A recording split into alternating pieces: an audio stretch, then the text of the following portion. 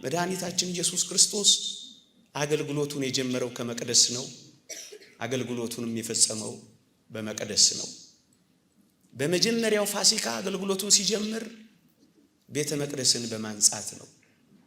ታስታውሱ ከሆነ ሊሰቀል ሲል አገልግሎቱንም ሲፈጽም የጨረሰው መቅደስን በማንጻት ነው።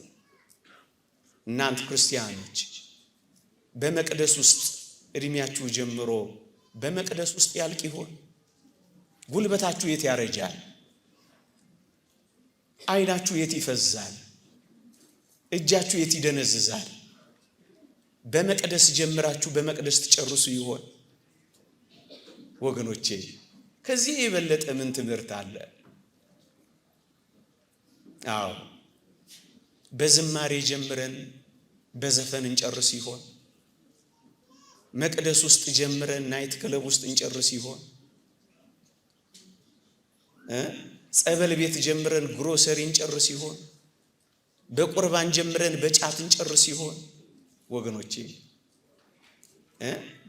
በክርስቶስ ጀምረን በፓርቲ ሪዮት ዓለም እንጨርስ ይሆን?